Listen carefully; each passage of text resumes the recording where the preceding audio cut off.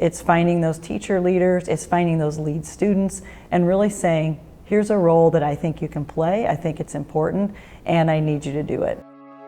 I'm Dr. Jill Johnson. I've spent my entire career in education.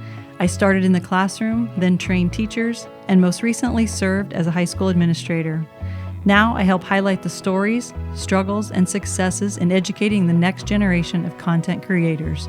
Welcome to CGTV. Dr. Jill, it's great to be back with you for another episode of the Content Generation. But near and dear to your heart is the role that administrators have been playing in communication and all things. Last year during the pandemic, we saw them reach to new heights, right? Mm-hmm. Communications professionals, PR, administrators working on the tactics for communication really had to ramp up because communication was no longer sort of the monthly calendar scheduled thing. It was a daily item, and sometimes it felt like it was changing between every class period.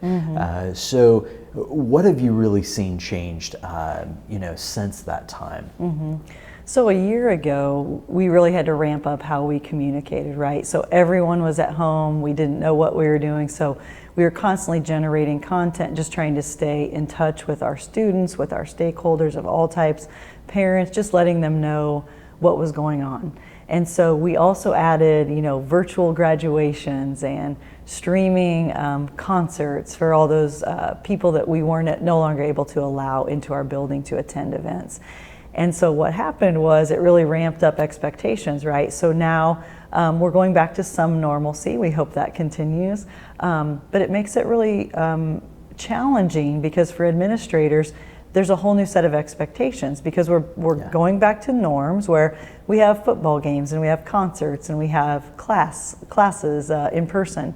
But we also have expectations from those parents who live out of state, grandparents who aren't able to travel. They want that streaming, they want that constant update, they want everything in multiple forms. And administrators just don't have the time and really energy because they're already so burdened with expectations to really maintain that. But it's what our stakeholders are clamoring for. As you were saying that, it reminded me of this past summer we had the Olympic Games, and during that, one of the tactics that you do to try to get faster is you crank that treadmill up faster than really the person's capable of running, and all of a sudden they can run that fast. And I feel like communications professionals and admins across education are the Olympic athletes in this area, right? They have learned to run that fast. And now I think as we're back to, trying to run a school the right way, we now are trying to learn how to delegate those things so that we can keep that pace, but it not be just a solo race, right? How do we start to delegate that, and how do you see that working within a school? Yeah, it's tough because even on that treadmill too, throw in like needing to drive a bus or help with lunch because you're short-staffed, and that's happening in every industry across the board.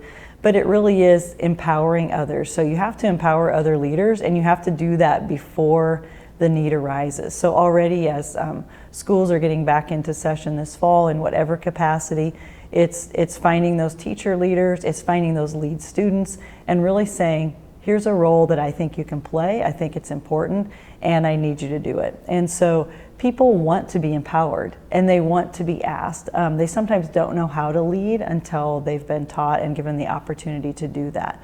I think sharing your story on social media is one way to do that because we can all do that in our own special way.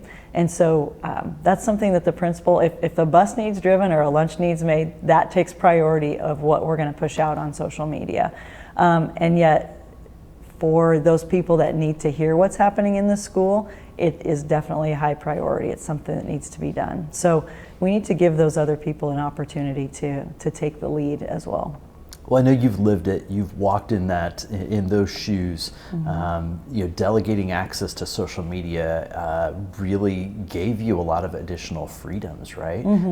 How did that play out for better social media content? Well, it's kind of scary always, right? Because you think if you want something done right, you have to do it yourself, and it's just not the case, and it's not a great way to live your life. So once you give that ability to someone else, you can kind of just relax a little bit because you know it's getting taken care of, and you can then reprioritize the other things on your plate.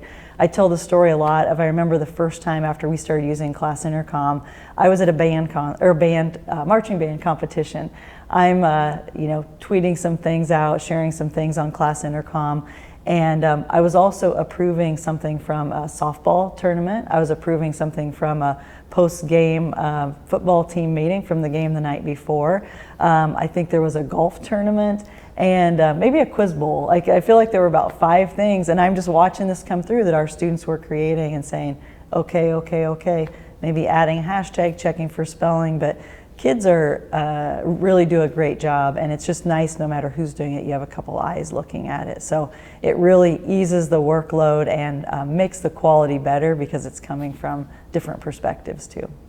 Well, Dr. Jill, always appreciate your comments and evidence that you can't be in all places at all times. You have 5 different events at once, really tremendous work. And I know we've got a lot more resources for anyone listening to see how to implement that kind of a solution so that really you can lead in that way. So thanks for all of your work. Yeah, definitely. Always glad to share.